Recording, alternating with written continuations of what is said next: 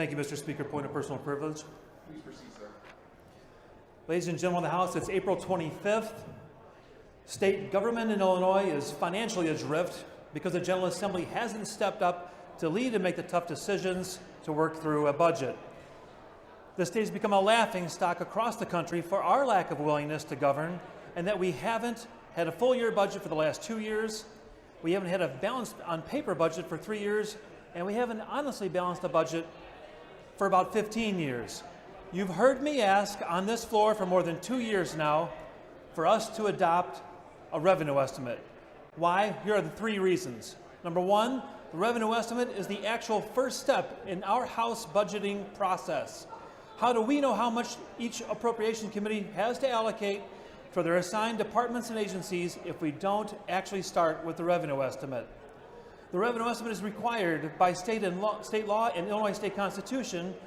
So look it up. We have to do it. If we appropriate funds without a revenue estimate, we are in effect breaking the law. And the third reason is because the revenue estimate is an important form of taxpayer protection. If we skip the revenue estimate and just appropriate according to our wishes and the requests of the departments and agencies of state government, we will likely spend a lot more, which will trigger a tax increase.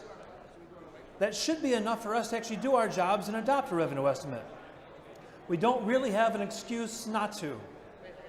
I know we've all heard the governor do your job speech on the House floor before, but the Illinois State Constitution, Section 8, Article 2, Paragraph A, which refers to the governor's proposed budget, is not a prerequisite for Paragraph B, which outlines the appropriations process which can only be done by the General Assembly. There is no then connection between the 2 paragraphs. The responsibility to actually prepare a budget by law rests with us in the General Assembly. Therefore, I have prepared 3 different revenue estimate resolutions. One that uses the COGFA estimate, one that uses the GOMBI estimate, one that averages the 2 of them. Remember, the revenue estimate can be amended if we choose to adjust fees, tax rates, loopholes, or any other parameter that affects the expected funds to be available during the next fiscal year. We can file an amendment. We did it just a few years ago. Seriously, ladies and gentlemen, there are only 3 session days before we begin the month of May. The appropriation committees have met and spent dozens of hours hearing from agencies about their budget requests for the next fiscal year.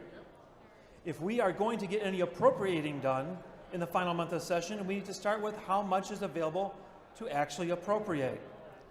Let's adopt a revenue estimate by the end of this week, and I invite every member of this body to work with me to get our budget process started. Thank you very much.